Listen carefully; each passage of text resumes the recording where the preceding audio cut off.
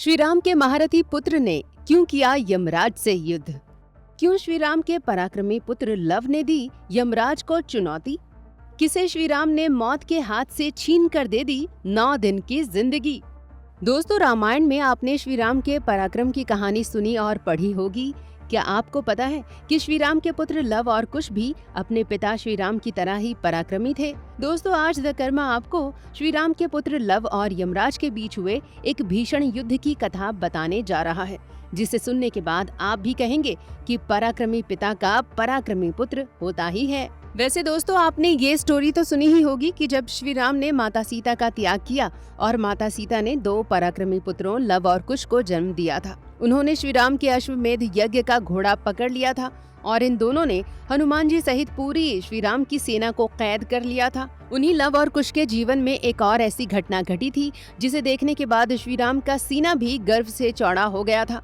ये कहानी श्री राम के पुत्र लव की है, जिन्होंने सीधे यमराज को चुनौती देकर श्री राम के मंत्री सुमंत्र जी को जिंदा कर दिया था। ये कहानी उस वक्त की है जब माता सीता धरती में समा चुकी थीं और लव और कुश अपने पिता श्री राम के साथ अयोध्या में रहने लगे थे।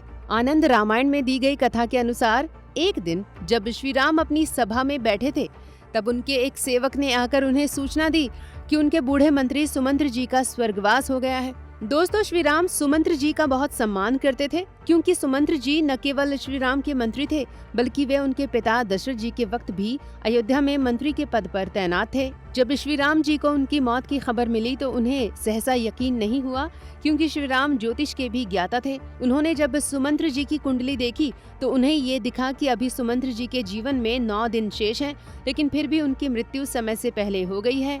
ये देखने के बाद श्री राम क्रोधित हो गए।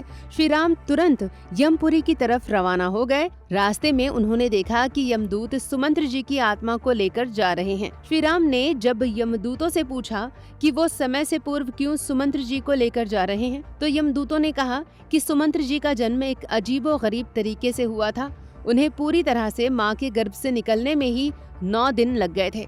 इसलिए आप जिस दिन सुमंत्र जी का जन्म बता रहे हैं वो गलत है, क्योंकि हम उनका जन्म उस दिन से मानते हैं जिस दिन से उनका पहला अंग उनकी माँ के गर्भ से बाहर निकला था, जबकि आपके अनुसार उनका जन्म 9 दिन बाद उसी दिन हुआ था जब वे पूरी तरह से अपनी माँ के गर्भ से निकले थे। दोस्तों, श्री राम ने कहा कि जिस दिन वे पूरी तरह से अपनी माँ के गर्भ से निकले थे वही दिन उनके जन्म का माना जाएगा, इसलिए उनकी आयु अभी 9 दिन शेष है। ये कहकर श्री राम ने यमदूतों से सुमंत्र जी को छीन लिया और वे वापस अपने राज्य अयोध्या लौट आए। दोस्तों, श्री राम की कृपा से सुमंत्र जी 9 दिन के लिए जीवित भी हो गए, लेकिन जब ये बात यमदूतों ने यमराज को बताई तो यमराज को भी बहुत क्रोध आ गया। यमराज जी को लगा कि श्री राम उनके काम में दखल दे रहे हैं, इसलिए यमराज ने अयोध्या पर आक्रमण कर दिया।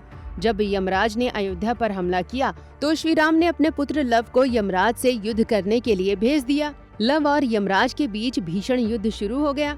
आखिर में लव ने यमराज पर जब ब्रह्मास्त्र चला दिया तो यमराज के लिए अपना जीवन बचाना मुश्किल हो गया। ब्रह्मास्त्र को देखकर यमराज भागते हुए अपने पिता सूर्य देव के पास पहुँचे और अपनी रक्षा की प्रार्थना की।